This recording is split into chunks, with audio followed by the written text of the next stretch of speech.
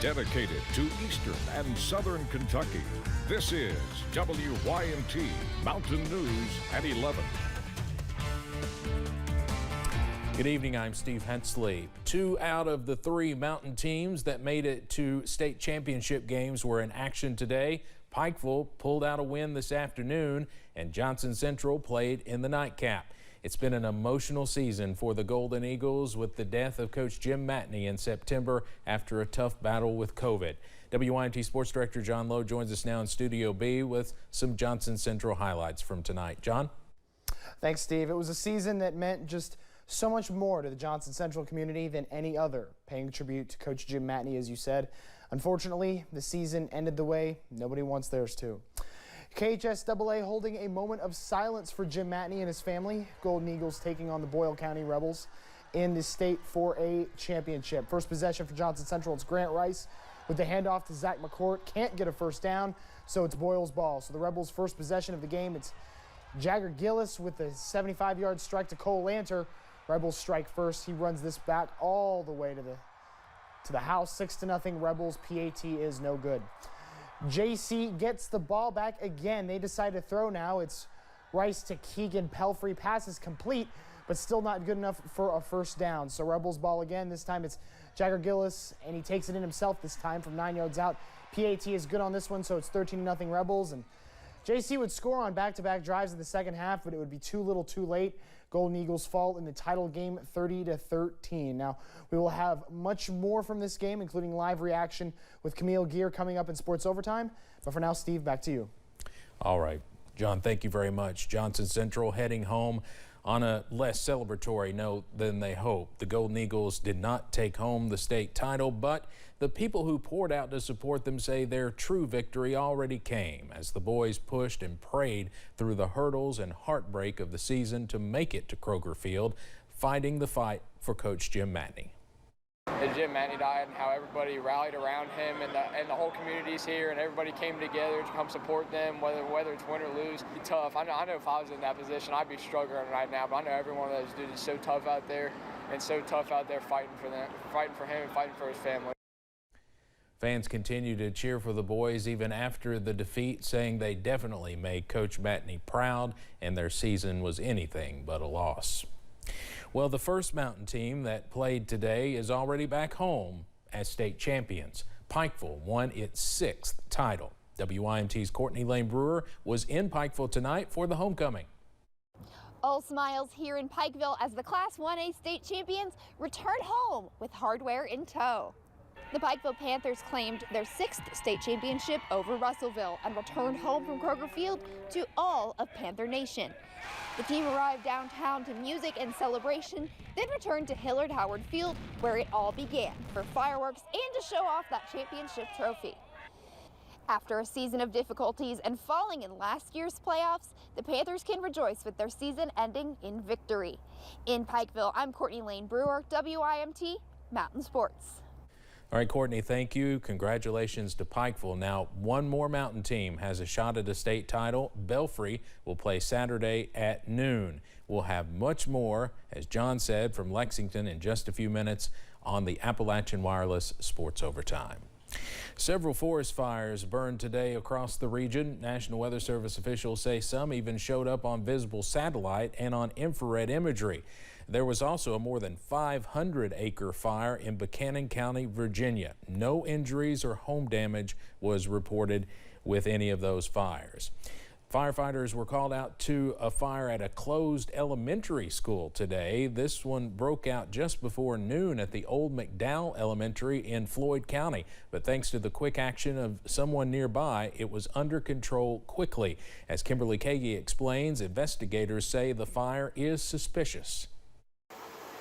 A bystander in the right place at the right time, as smoke could be seen coming from the Old McDowell Elementary School. Not so much. This is the first call we've had here since the school closed. Firefighters from Left Beaver Fire and Rescue responded to the school where they found a fire in the primary building. The school's been closed since 2017 after Floyd County Schools moved its location to break the continual cycle of flooding in the building. Firefighter William Parker says vacant buildings pose a threat for fires in the wintertime as people look for a place to stay. You know, it sits empty. It happens in the big cities just as it does here. People set them on fire. Investigators are still working to determine what caused the fire. This fire contained in a short time thanks to the quick actions of a caller. Reminding people, if you see something, to say something. Kimberly Kagi reporting now. No injuries were reported. If you know anything about today's fire, you should call the Floyd County Sheriff's Department at 606-886-6711. Police are investigating an accidental shooting at the Bell County 911 Center. Police believe two dispatchers were trading guns at work when one accidentally went off, hitting 23-year-old Kyle Garrett. Garrett was taken to Pikeville Community Health Center where he was pronounced dead. The investigation into what caused the gun to go off is still ongoing. You know, we work with these guys every day, and as police officers, you know, we rely on them, and you know, we work with them hand in hand. And for all the individuals to just had to deal with this and be there, it's a very sad day here in Bell County. The department does have protocols in place regarding guns in the building, and it was determined after the incident those protocols were not followed. The attorney for Hall of Fame horse trainer Bob Baffert says testing has cleared 2021 Kentucky Derby winner Medina Spirit. The horse failed a post-race drug test. Additional testing has been pending due to lawsuits. Baffert's attorney says results now show the banned substance found in Medina Spirit came from a topical ointment and not an injection. Baffert was suspended from multiple tracks after the incident. The Kentucky Horse Racing Commission has not released any information yet about the new test results. A former University of Kentucky student is representing the Commonwealth on a global stage. Just a few days ago, Elle Smith was crowned Miss USA. She's currently in quarantine in Israel as she prepares to compete in just her third pageant ever, which is Miss Universe. She had this to say about how her life has changed since that night. I'm in complete shock. I did not know what was going on. It was such a surreal moment, but the first thing that I wanted were my parents. And so just to celebrate with them because they supported me along this journey. Now, she's been a reporter for a television station in Louisville since graduating from UK. The reigning Miss Universe, Andrea Meza from Mexico, will crown her successor in less than 2 weeks on Sunday, December 12th. Well, children in Leslie County got a Christmas surprise today. City and county officials partnered with Toys for Tots to bring more than 3,200 toys to the area. The toys have been stored at Leslie County High School to be wrapped and distributed. Mayor Carol Joseph says it was a spur-of-the-moment opportunity as Judge Executive William Lewis had to quickly rent a U-Haul in Williamsburg. Luckily, there was one available. We rented it, we got in it, we went over there and picked them all up and brought them home, and now we're ready to take them to a storage place to be wrapped, so a lot of children at school will have a really good Christmas. Joseph says they will be able to give every kid in Leslie County 2 toys each. Firefighters in Shepherdsville, Kentucky unveiled a new sleigh for Santa Claus on Wednesday. A decked out fire truck. Look at that. Santa will use the truck to visit neighborhoods in the area. The Zonton Fire Protection District says this year the annual tradition is in honor of Chief Rob Orkes, who died from COVID-19 in 2020. And a Louisville police officer is helping 3 puppies he rescued near a crash site. The Louisville Metro Police Department posted this photo on its Facebook page.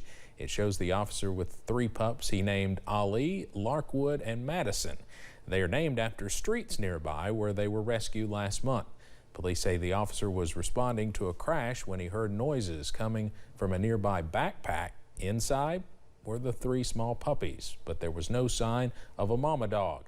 The officer took them to a local veterinary clinic where workers cared for them.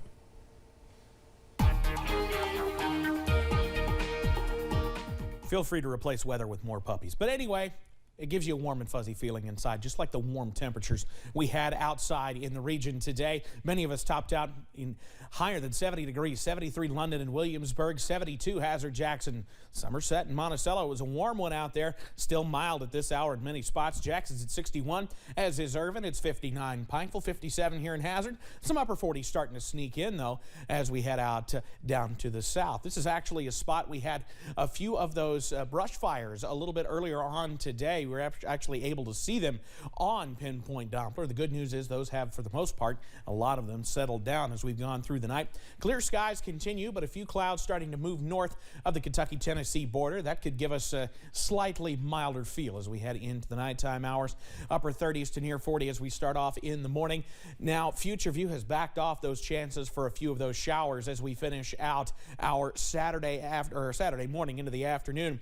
Either way, along and south of the Highway 80 Hal Rogers Parkway corridor, the best chance for a few of those showers to get going. Otherwise, we're going to be in those mid to upper 50s for daytime highs again tomorrow. A dry night tomorrow night into those low 40s and upper 30s. But here comes the next chance of rain. We wake up to a mix of sun and clouds on the dry side Sunday in the low 40s. Here comes the clouds during the day. Some scattered showers. Then we await a frontal boundary headed our way into Sunday night. That will give us another chance for some rainfall around the region. We need some today, especially after all those fires we had today. Mid-50s to upper 50s. Then we cool down big time as we head into our Sunday night. One more last but not least state championship game, Class 3A's title game tomorrow at noon. Paducah-Tillman against Belfry. 52 at kick. A dry and pretty nice day. Mid-50s there by the end of the game there at Kroger Field.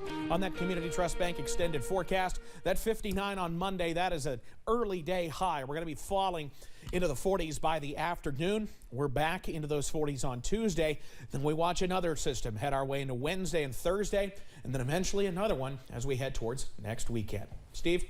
All right, Evan, thank you. And thank you for joining us tonight, but don't go anywhere. John Lowe will have highlights and post-game reaction from both state title games today in Lexington on the Appalachian Wireless Sports Overtime Show, plus some basketball highlights, too. That's all next. Have a great weekend, everyone.